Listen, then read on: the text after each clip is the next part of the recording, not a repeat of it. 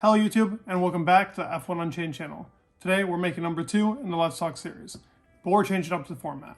Wasn't a fan of the first one, it was too long and boring. Didn't talk about as many drivers as I wanted to talk about. Now we're talking about all 20, we're talking about all 10 teams, and how they will pair up against each other in this race. We'll talk about all 20 drivers from each team, going from 10th to 1st, meaning we're starting with Williams. We'll be putting them up in pairings against, so it'd be Latifi versus Albon. That will be how the format is constructed. So for each team we will do that. It'll be quick. It should be a 5 to 6 minute video format, and this is how we're changing that Let's Talk series. Let's get into it. As I said, we're starting first with Williams. We got Albon and Latifi. Who would I think is going to do better?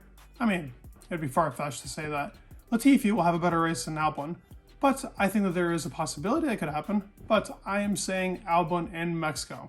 This Williams car should actually be pretty decent here in Mexico, considering that straight line speed and that huge straight that Mexico has. When it comes to the cornering, we'll see, but straight line speed is extremely important here in Mexico, and we know the Williams boys got it. Okay, we got in 9th Alpha Tauri. Now, they're an interesting car. Sometimes they perform well, sometimes they don't. In Coda, we saw an actual good performance by both Yuki and Pierre. Pierre ended up falling back due to bad luck and track limits, but who will do better, Yuki or Pierre? I'm saying Yuki again. I think Pierre is done with his AlphaTauri days and can't wait to get with Alpine, and I think Yuki has got a chip on his shoulder and has something to prove. Just like he got a point in Coda, I think he's getting 2 points here in Mexico. Okay, we got Haas. We know that Haas performed terribly in Monza and had an extremely slow car on the straights. Mick almost ended up coming back into the points. Magnussen had a great performance in Coda, extended those tires like crazy. I'm going to say Mick is going to win, neither with points though. 7th, we have Aston Martin, my favorite team. Now, how do I think Aston's going to do here? I think they're going to do terribly. Guess what? I predicted that for Coda, and they didn't though. So, I hope I'm wrong. Honestly, I hope I'm wrong. But I do think that Aston is going to do bad here, considering that straight line speed is abysmal, and there is the second and third sector should be good for them, but that first sector won't be great. Straight, couple corners, straight, nah. And I'm going to say Lance is going to outperform Vettel. Vettel's my favorite driver, but I think Lance will have a better performance here.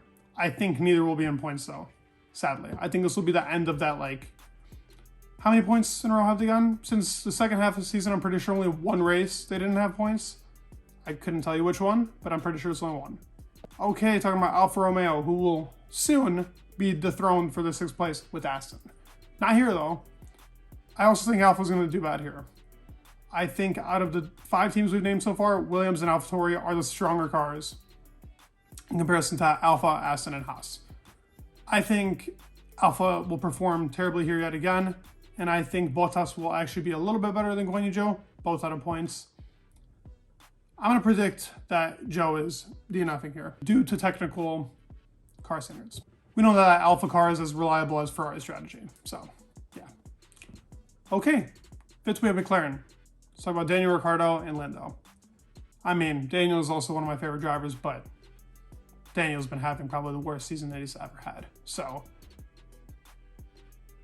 it would be stupid of me to say that Daniel will somehow do better here, even though he had a pole position here in that Red Bull that was actually not even known for being that fast in the straights. So I'm going to go ahead and give it the easy answer, which is Lando. I think Lando's going to outperform Daniel here again, and Alpine, a car that I think will be extremely strong here and will go to all their benefits. I think that they're probably going to be up there with Mercedes like they have been a couple times this season. I'm saying Fernando is outperforming Ocon again. I mean, Ocon had a terrible performance in Coda. Fernando had an insane comeback, so I think he's going to be insane here, and I'm predicting a 4th or 5th finish. Mercedes. Okay. We know that Crikey man has not been good these past, actually really the whole second half of the season really hasn't been his thing, considering Lewis has been beating him every single time around in qualifying and in the race. Maybe a couple times, I think Russell's beaten him, like in Monza where Lewis had the penalty, and I think just recently in whatever was before Singapore. Well, before Singapore was Monza, but just recently somewhere Oh, and Zandvoort. In Zandvoort, he ended up actually beating him. Okay, Zandvoort, Monza, good for him. Everything else was practically Lewis territory. Saying Lewis again. Lewis will be up on the podium. Third. Ferrari is second. So we have Charles and Sainz. Sainz has been so unlucky. I mean, incredibly unlucky these past couple races. I mean, like, the whole season has felt like an unlucky season for Sainz. But I'm saying Sainz will beat Charles here for second. Red Bull Racing. We have, this is our last, Perez and Max Verstappen. I'm going to say Max is DNFing this race. I think his bad luck, or his luck, has ran out. And I think that Perez will actually win the Mexican GP. That's my crazy prediction in all this. So let's see. Okay, last second on the video. Talking about driver of the day, worst driver performing here, and who is going to be the worst team performing here. Okay, driver of the day is going to be Perez. Winning in his home Grand Prix has to be the man, right? This would be a dream come true probably for the Mexican crowd and for Perez himself. Worst driver of the day. I'm going to say that the worst driver is going to be, I'm going to say Pierre Gasly is going to have the worst drive here in Mexico. I think that he will underperform considering the car, and Yuki will actually outperform him consistently in the race for once. Yuki will actually have like a way better race than Pierre. Now, for the worst team at the Mexican GP, and I'm talking about like, will be the slowest car and won't get anywhere. I think that's either a toss-up between Haas or Aston, but I'm going to say that Aston will be the worst car here. Well, I'll try and prediction be completely far-fetched and they actually end up getting points, but as an Aston fan, I feel like I kind of know the car, and the car should not perform here well, so I'm going to say that Aston will be last here.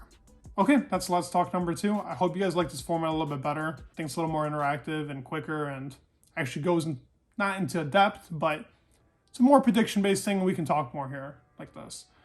Drop in the comments below what you guys are predicting for the race and who you guys think will do best. Peace.